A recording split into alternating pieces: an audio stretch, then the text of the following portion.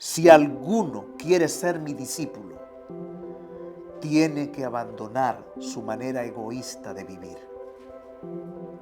Tomar su cruz cada día y seguirme. Antes estábamos fijando nuestras decisiones en nosotros mismos.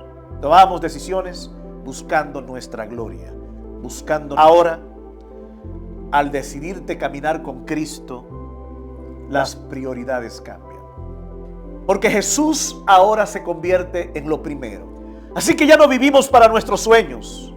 Seguimos su reino y nos sometemos de manera voluntaria a Él. Nuestros valores cambian. El Evangelio no viene a ti para mejorarte.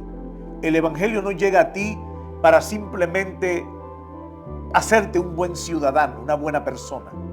El Evangelio no se trata de eso. El Evangelio se trata de abandonar tu vida pecaminosa, de abandonar tu vida sin sentido, de abandonar tu vida egoísta para seguir a Cristo.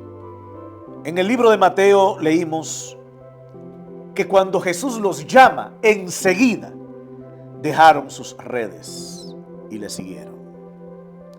Pastor, ¿qué representan las redes?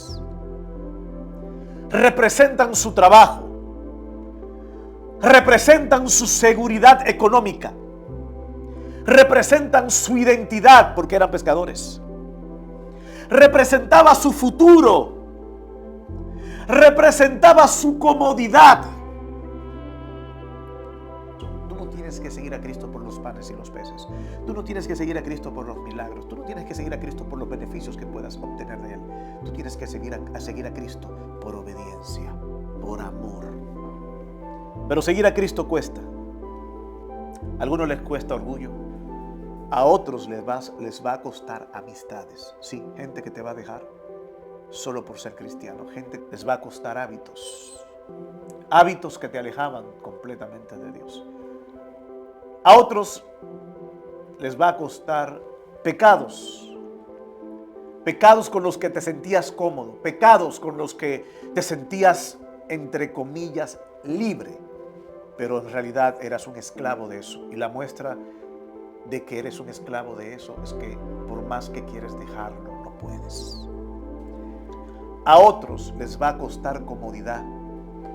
Jesús nunca ocultó el precio. Nunca lo hizo. Nunca. Jesús nunca engañó a nadie. Jesús te costará todo.